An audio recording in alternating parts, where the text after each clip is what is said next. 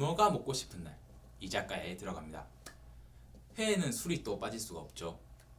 연어가 일본어로 사케, 여기서부터 찰떡궁합인 술이 하나 있죠. 오늘 저와 함께 알아볼 한 잔 이야기, 바로 사케인데요. 일본에서는 사케가 술을 총칭하는 의미로 쓰이고 있고, 한국에서도 일본 술을 대표하는 느낌으로 자리 잡았죠. 오늘 이 사케 중에서도 우리가 흔히 알아볼 수 있는 간발의 오토상이라는 제품에 대해서 알아보도록 하겠습니다. 사케에 대한 역사는 나라 시대로 거슬러 올라갑니다. 나라 시대 700년대죠. 이 시기에 편찬되었다고 하는 하리마 풍토기에는 이런 대목이 있습니다. 신에게 바친 양식에 곰팡이가 생겼다.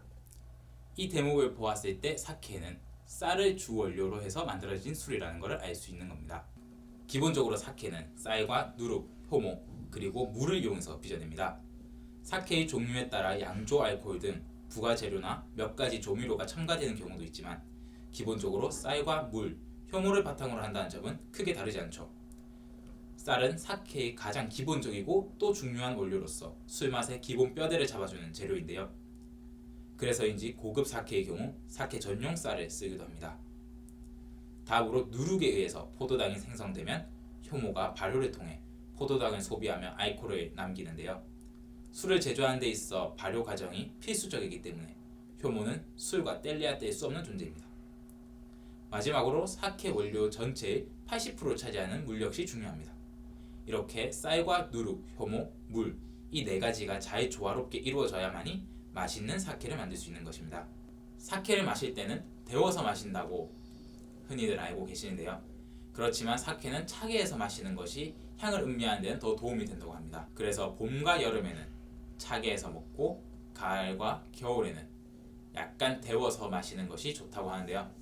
여기서 사케를 데울 때도 고온으로 데우는 것보다 사람 체온과 유사한 온도로 데워서 마시는 것이 더 좋다고 합니다.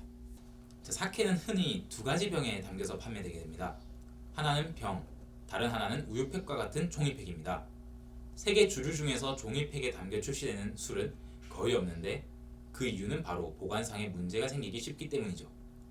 그러나 사케 같은 경우에는 흔히들 팩사케를 많이 보셨을 겁니다. 사케 종이팩은 단순히 우유팩처럼 생겼지만 내부는 폴리에틸렌과 같은 특수 성분의 재료가 총 6겹 구조로 되어 있는데요. 이러한 구조 덕분에 팩사케가 쉽게 유통될 수 있는 것입니다.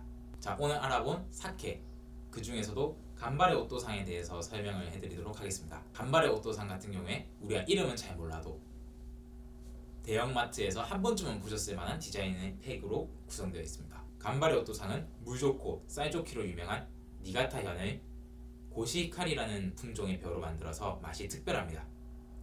1990년대 장기 불황에 지쳐있는 현지 샐러리맨들에게 저렴한 가격에 좋은 술을 제공하고자 하는 의도로 기획된 술입니다. 이처럼 가격이 저렴하고 맛이 부드러워서 한국에서 대중사케로 통합니다. 특히 젊은 층 사이에서 인기가 많아서 팩사케 분야의 70% 정도를 차지하고 있다고 하는데요. 하지만 일본에서는 찾는 사람이 거의 없어서 이름이 거의 알려지지 않은 무명사케라고도 합니다. 저도 이제 첫 사케를 간발의 오토상으로 접해보게 되는 건데요. 한번 얼만큼 부드러운지 또 맛과 향은 어떤지 한번 마시면서 마무리 짓도록 하겠습니다. 살짝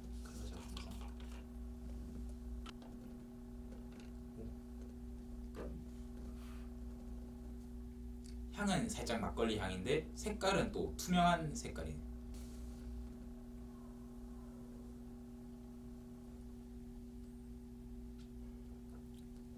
이게 도수가 14.5도인데 생각보다 알코올 향이 잘 안 느껴져요.